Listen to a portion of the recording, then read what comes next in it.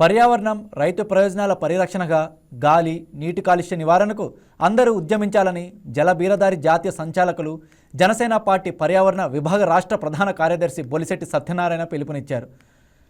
మన నుడి మన నది పేరుతో పార్టీలకు అతీతంగా రాజేందర్ సింగ్తో కలిసి గాలి, సముద్ర కాలుష్య నివారణపై పనిచేస్తున్నామన్నారు. ఈ నెల 16 నుంచి కొత్త చట్టం వచ్చిందని, సముద్ర కాలుష్యం ఎక్కడ జరిగినా అంతర్జాతీయ చట్టాల పరిధిలోకి వస్తుందన్నారు.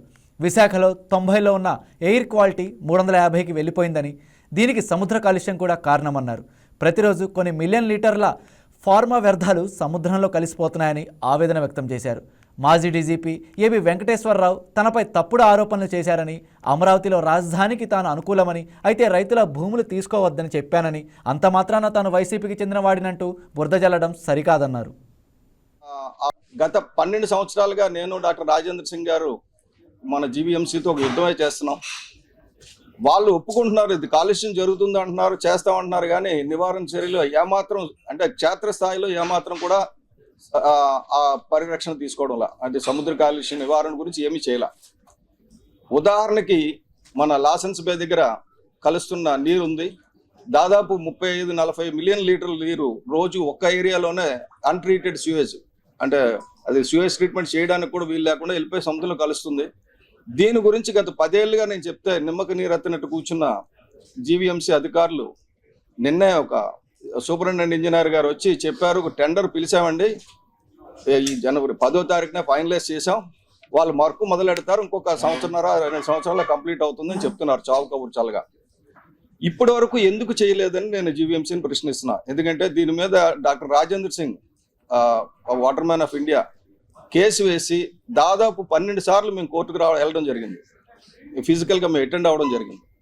ఇంత శ్రద్ధ మేము తీసుకుంటే బాధ్యత గల అధికారంలో ఉన్న జీవీఎంసీ అధికారులు, ముఖ్యంగా commissioner and collector of this Visakhapatnam city are held responsible, totally responsible for this disaster.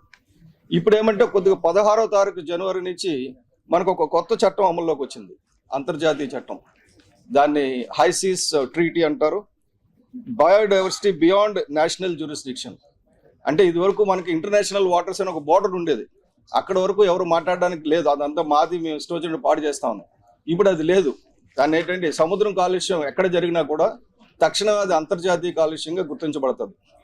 అంతర్జాతీయంగా ఖ్యాతి సంపాదిస్తున్న మన ప్రభుత్వానికి, మన దేశానికి ఈ అపఖ్యాతి, సముద్రాన్ని కాలుష్యం చేస్తున్నామన్న అపఖ్యాతి ఉండకూడదు. కాబట్టి అధికారులు కాస్త జాగ్రత్త తీసుకుంటారని, అలాగే 5 సంవత్సరాలుగా ఈ కేసు హైకోర్టులో నానుతుంది. నానబెట్టడం అంటే ఏదో పండక్కి గారెలు వడలు వేసుకున్నప్పుడు రాత్రి నానబెడితే తెల్లార్చిన పప్పుతో అయితే చేస్తారు, కానీ 5 సంవత్సరాలుగా కాలుష్యాన్ని గురించి పట్టించుకోకుండా హైకోర్టు ఉండడం వల్ల కొన్ని 100 కోట్లు కాదు, కొన్ని 1000 కోట్లు ప్రజాధనం దుర్వినియోగం అయిపోయింది. ఎందుకంటే ఆరోగ్యం పాడైపోతుంది, ఆ కాలుష్యం తినడం వల్ల, మన ఆహారం తినడం వల్ల పశువులు పాడైపోతున్నాయి, ఆ పశువులు తినడం వల్ల మనం పాడైపోతున్నాం. దుర్భరమైన గాలి, ఇప్పుడు ఆ ఎయిర్ క్వాలిటీ ఇండెక్స్ చూస్తే ఘోరంగా 350కి వెళ్ళిపోయింది. మేము కేసు వేసేటప్పుడు 90లోనే ఉంది, ఇప్పుడు 350కి వెళ్ళింది ఈ 5 ఏళ్ళలో. కారణం ఏంటి? కారణం ఏంటంటే సముద్రం తాలూకా కార్బన్ అబ్జార్బ్ చేసి. Please subscribe to YK TV Network. Please subscribe to YK TV. Please watch YK News. Don't forget to subscribe YK News channel